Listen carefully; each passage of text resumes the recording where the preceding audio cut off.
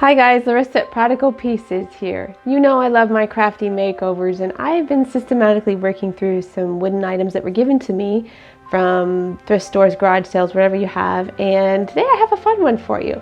There's a reason for that. This one can really go any way you would like, and I want to show you what I'm going to do and how to do it. Let's go check it out. What I've got here is this vintage silverware box, and it was given to me for free, but definitely has potential to be something more, don't you think? Let's take a closer look.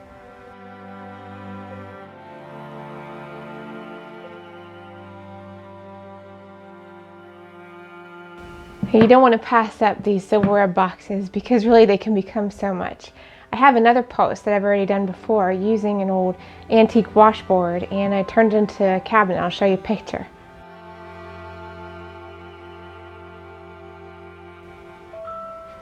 This one, however, is going to get a little different spin on it.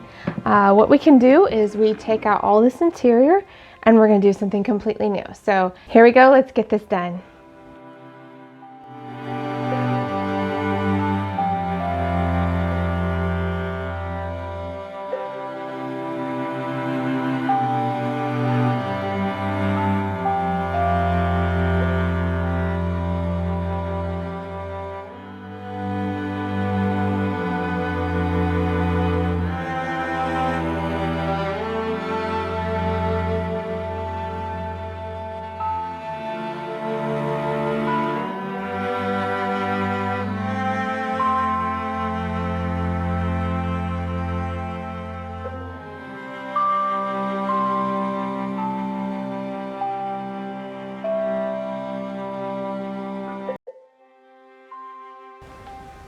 Okay, I've got my 2 coats of paint done. They're dry. I've used my putty knife to scrape out all the glue bits, clean it up real nice in here. What I've decided to do is make a jewelry box. Like I said, you could go any way with this. You could make it for anything, anybody, a box. You know, you can use it for so many purposes. But because I'm doing a jewelry box, I want to line it with something. I could use contact paper, wallpaper samples. I've decided to use a fabric that I got, but not very expensive. It's a kind of a canvasy material, so it'll hold up well. And it's kind of going along with the French farmhouse theme that I'm going after, with a little bit of a fleur-de-lis pattern. What I'm going to do is I need to measure first the bottom, and we measure the width here, and that's 16 inches, and then the depth is 10.5. Now what we want to do, because we're going to go up the sides and have a little excess to fold over, we also measure here. I'm at about 1 7/8, so I'm just going to round it to 2 because I'm going to add extra anyway. So what I want to do in my measurements is I take my 16 inch plus, let's say, 2.5 here, 2.5 here, so that's going to give me 21 inches. Okay, I hope you can follow that. I do have all the details, links to the products I'm using over on the blog, and the link to that is below. You can find all the steps. I'll have it laid out there as well. But again, we'd be doing the same thing with our 10.5 plus 2.5 plus 2.5 would equal 15.5. So let's get this measured and cut, and I'll show you how we do this.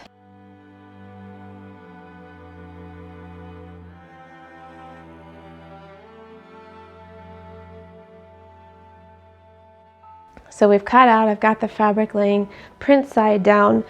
What you want to pay attention to when you are cutting is if you wanted this centered, or if you had stripes or lines and all that, you'd want it to line up. We're just going for basic here.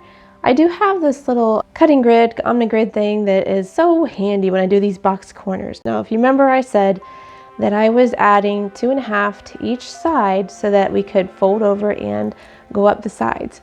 So I'm going to use this to make a mark, leaving 1/2 inch off inside, so that you'll see when I do my corners, they'll kind of overlap so that it has a nice seam, no gap there. It'll overlap when we adhere it and glue it down. So I'm going to trace each corner,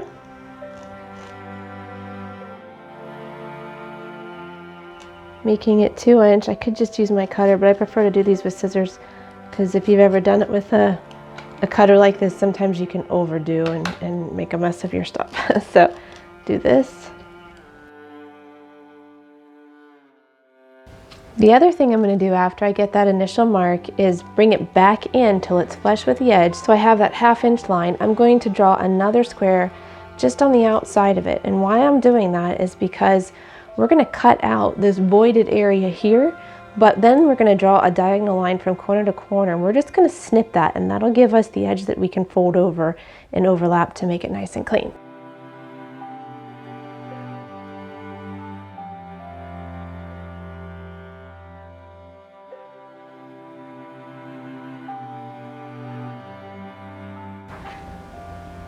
So I've done my corners, I showed you that. This is a dry run, this is not attached yet, but you can see I kind of wish I would have centered it more, a little irk there for me.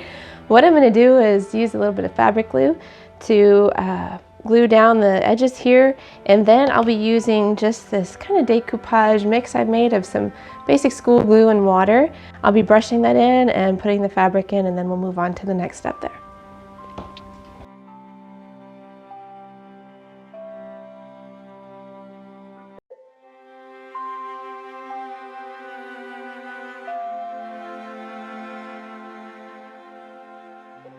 Wanted to show you a close-up of this corner. I'm not sure if you can see from there, but remember we left one side unironed and the other is folded in. Can you see that there?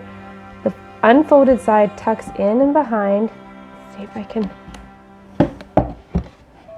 In and behind the other one. So that one goes up first. Can you see that? I'm having a hard time getting the camera. Then the other one would go up. So it's just a little bit of tweaking, and then we have a nice finished edge. I'll give you a close-up here. Maybe better when I hold the camera. Okay, so what I was saying is, see how this side is overlapping to the back and this side has the folded down top edge and folded down side edge. We're just going to push that up in. Hard to do this with my one finger, and it's got glue on it, but then I'll smooth this up, get that attached there, and then I'll have a nice finished corner.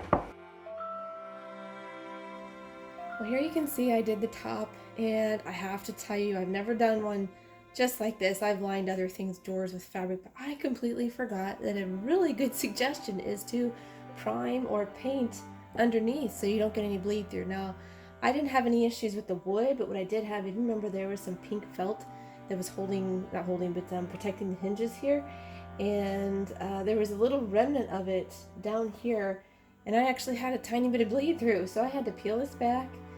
I took it out with a little bit of OxyClean, which it really wasn't stained on the fabric, but cleaned up in there, added a little bit of stain blocker. I have links below to what I used, but really would have been a good idea to prime or paint this. And when you're doing this kind of wood too, you should always check to see if you need some sort of primer before that. So what you see here is the lined box. I'm just about finished.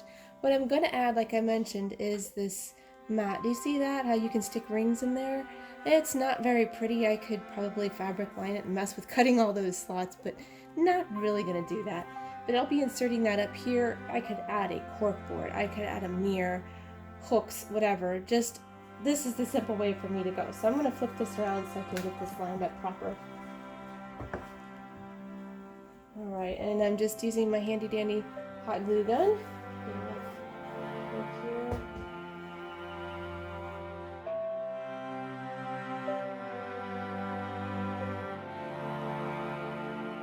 Okay, we're ready for the top. Got a few scuff marks on it from turning upside down and flipping it, but I can touch that up. What I'm going to be using is my low tack tape here.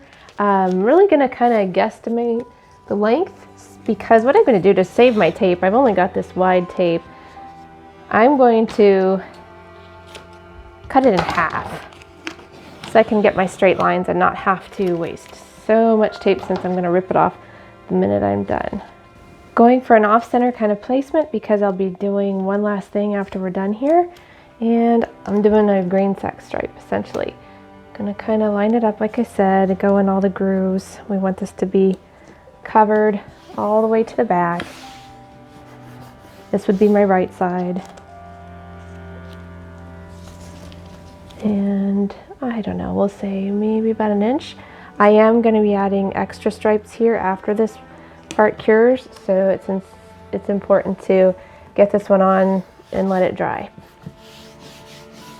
Since I used a creamy white, I'm just using my 1-inch brush here. I carry these in my shop, all 7 styles, these brushes. They're my favorite for lots of reasons. I talk about it all the time on my blog. So we're just gonna grab some paint.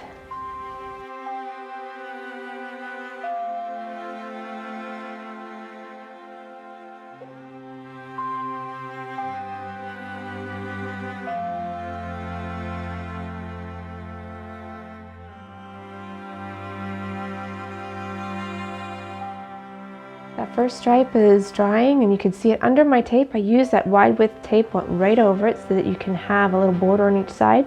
Cut another length in half and then made 2 smaller stripes. Going to use the same gray paint.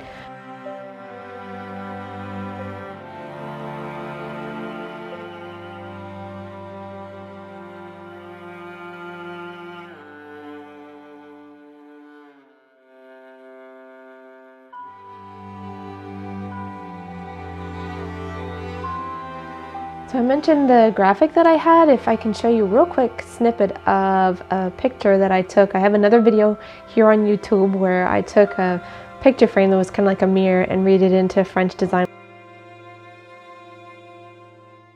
Well, this is what I have left over from the graphic. These are transfers. If you know me, I really prefer to make my own graphics and use my transfer method, but since I have this left, I thought I might as well use it up, and it kind of follows the French vibe that I'm on. So I'm going to be cutting and kind of patching and creating a design here using this, and when I'm done, I will be probably lightly distressing a little bit, give it that aged vibe, and really we're good to go. So I will show you what we got at the end here.